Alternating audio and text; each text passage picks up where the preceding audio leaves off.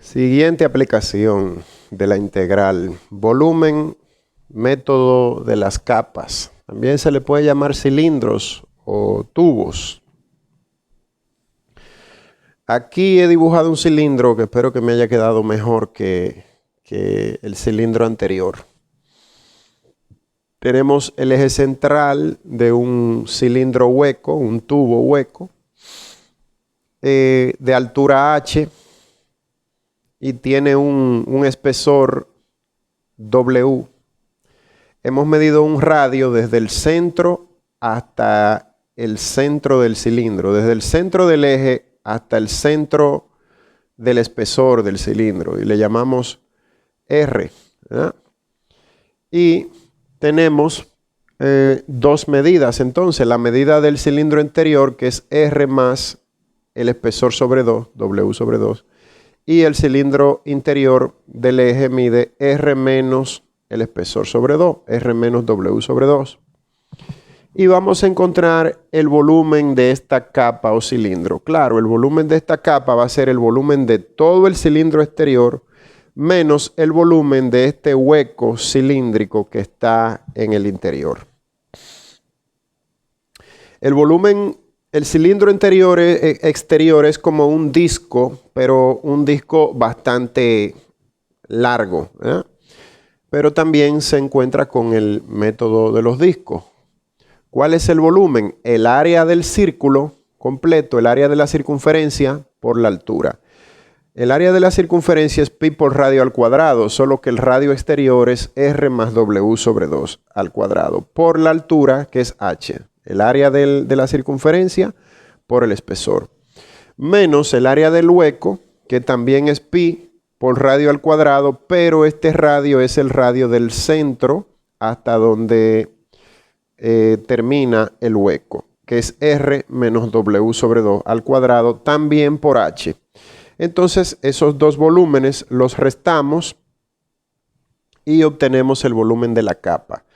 Podemos ver que aquí podemos factorizar pi por H, y me queda R más W cuadrado, R más W sobre 2 cuadrado menos R menos W cuadrado. Luego lo desarrollamos, trinomio cuadrado perfecto, ¿verdad? Cuadrado de la primera, 2 veces la primera por la segunda, más cuadrado de la segunda, menos el volumen de la capa interior, también cuadrado de la primera, menos 2 veces la primera por la segunda, más cuadrado de la segunda.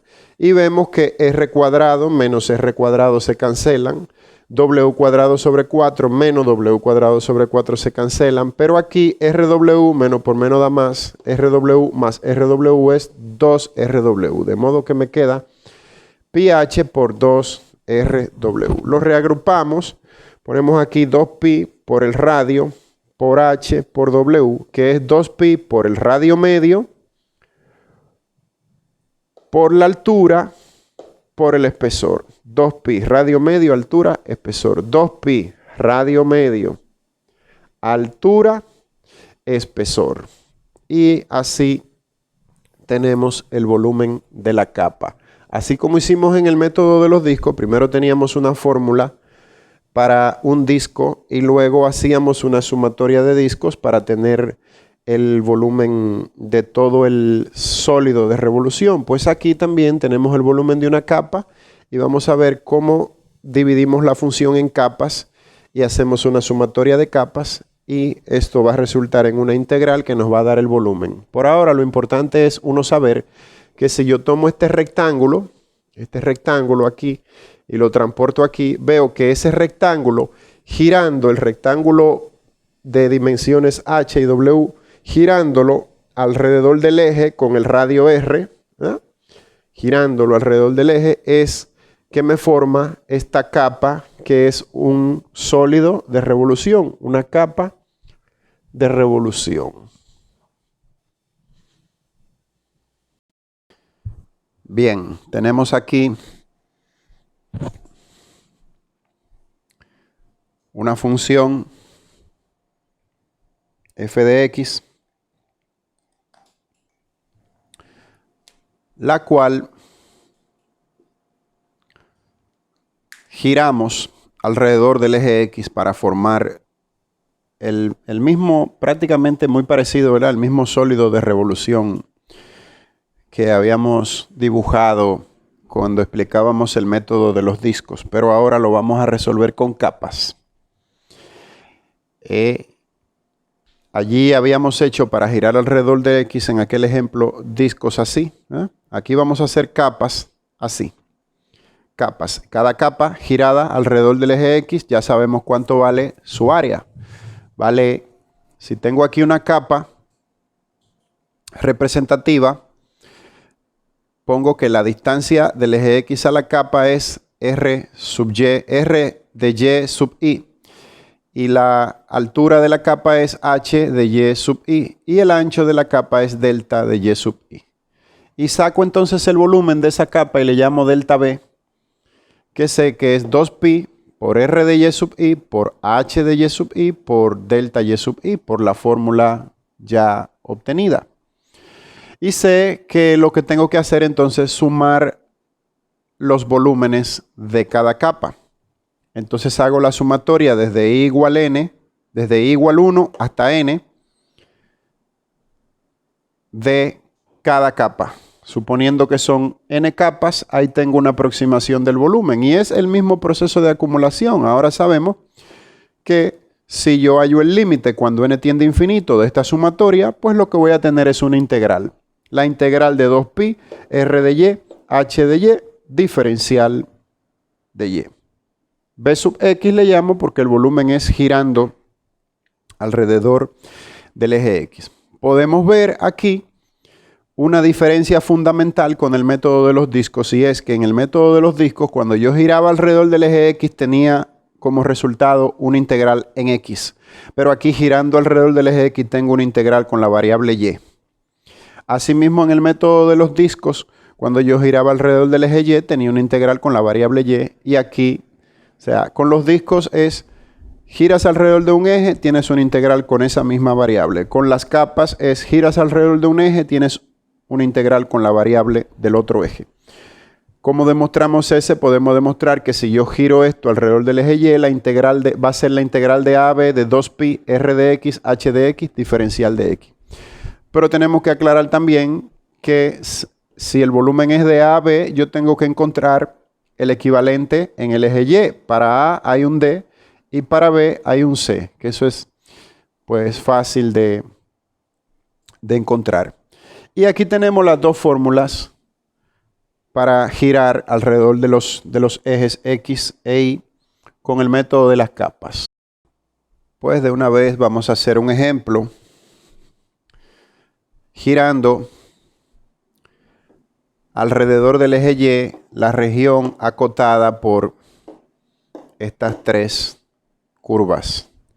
Y igual X cuadrado, Y igual 0, X igual a 3.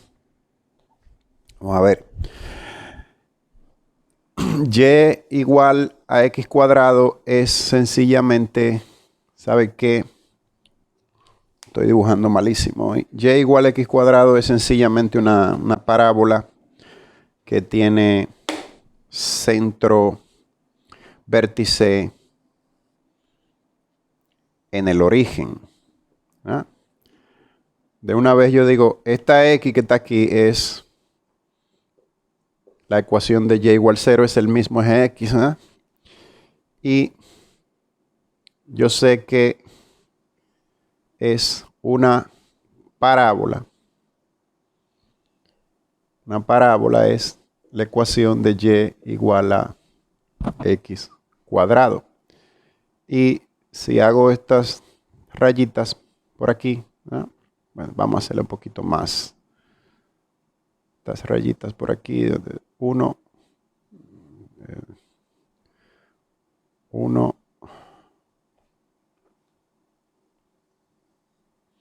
a ver, 1, 2, 3. ¿Ah? Y hago, ¿ah? Este es Y igual X al cuadrado, y esta que está aquí, ¿sabe quién es? X igual a 3. De manera que Aquí tengo mi región. ¿Verdad? Esta región que está aquí, vamos a girarla alrededor del eje Y. Entonces, mi A y mi B facilito es de 0 a 3 de una vez. Ya yo tengo mi A y mi B. Hago aquí un rectángulo representativo, una capa representativa, ¿verdad? Aquí está una capa y sé que esto que está aquí es la altura de la capa, h de x sub i. ¿Quién va a ser igual? X sub i cuadrado. ¿Ok? Y el radio, ¿quién va a ser el radio? El radio es la distancia de aquí a aquí, que es sencillamente x sub i. Vamos a seguir copiando esto aquí para que tengamos un orden, ¿verdad? ¿Quién es h de x sub i? Es x sub i cuadrado. ¿Quién es r de x sub i? Sencillamente x sub i. ¿Ah? R de x sub i es x sub i. Y el ancho es sencillamente delta x sub i. Y así giramos esa capa, de manera que tenemos que mi volumen girando alrededor del eje Y va a ser sencillamente la integral de 0 a 3, de 0 a 3, de 2pi por mi r de x, ¿verdad? Que es x, por mi h de x, que es x al cuadrado, por mi delta x. Sencillísimo.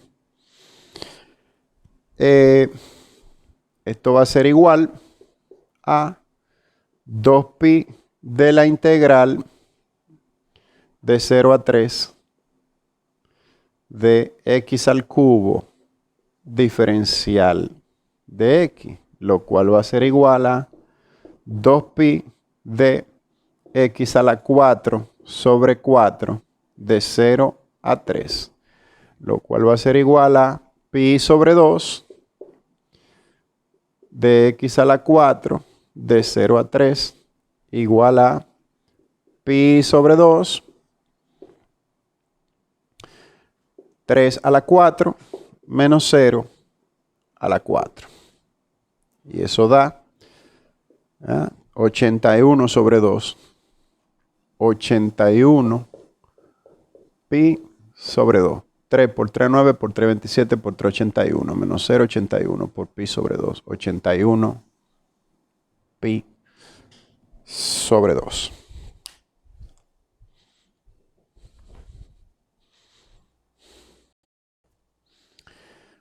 Vamos a hacer una comparación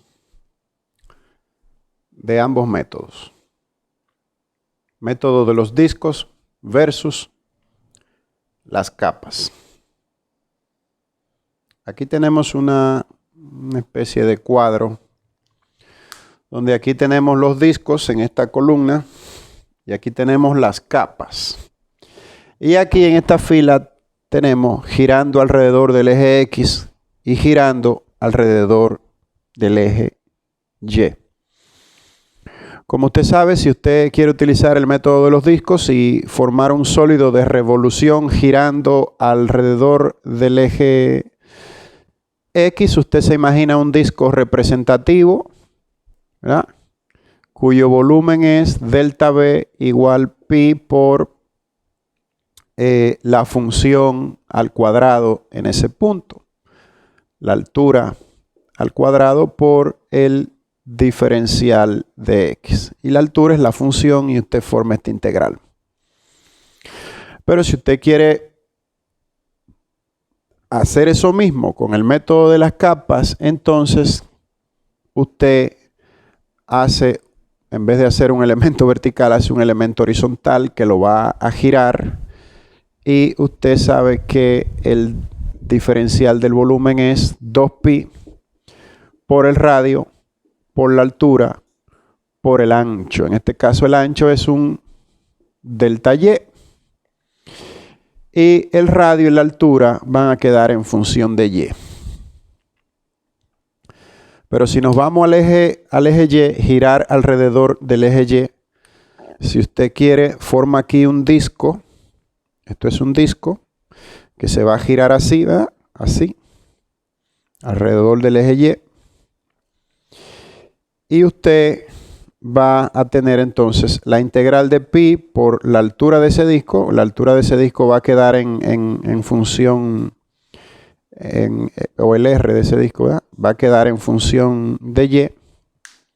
Y va a ser pi por esta altura al cuadrado en función de Y, diferencial de Y. Pero si quiere hacer eso mismo con el método de las capas, forma esa capa y la gira alrededor del eje Y. Pero entonces esta capa, ¿verdad?, su altura y su radio van a quedar en función de X. Entonces usted tiene aquí varias posibilidades para usted decidir. ¿Cómo usted decide? Bueno, si en un problema le piden un método, usted tiene que usar ese método. Pero si no le piden un método, entonces usted tiene que utilizar un poco del sentido común y observar la gráfica. Por ejemplo, si yo tengo esta gráfica, ¿verdad?, como tenía ahorita, esta región, es lógico que si voy a girar, lo más fácil que yo puedo hacer aquí es este elemento representativo, así, que si voy a girar con respecto al eje X, ese elemento, pues yo lo considero un disco y utilizo esta fórmula. Pero si voy a girar con respecto al eje Y, ese elemento yo lo considero entonces una capa y giro alrededor del eje Y y utilizo esta fórmula. Que si yo hago lo siguiente y me piden ese mismo problema, ¿verdad? Si me están pidiendo girarlo alrededor del eje X, vuelvo y repito, yo el volumen en X digo, bueno, vamos a utilizar pi integral de f de X al cuadrado diferencial de X. Me sale cómodo. Y si voy a utilizar el volumen en Y, mejor voy a utilizar el método de las capas y cojo este mismo elemento y lo giro así. Y tengo 2pi por R por H por el diferencial de Y. Pero vamos a ver qué pasa. ¿Pero por qué? Porque aquí la función es simplemente esto. Mi Y igual a f de X. Me sale fácil, pero vamos a ver qué pasa si yo me pongo de necio, ¿verdad? Y esto mismo, yo quiero formar un elemento horizontal. ¿Qué pasa si yo formo un elemento horizontal ahí? Si estoy girando con respecto al eje X, aquí estaría usando el método de las capas con respecto al eje X. Entonces, si yo utilizo ahí el método de las capas, la integral va a ser 2pi por b menos f de X. Esa va a ser mi ¿quién? B menos f de X, de aquí a aquí. Esa va a ser la altura de mi capa. Y mi R va a ser sencillamente, B menos f de Y en este caso, ¿verdad? La altura menos esta altura. Y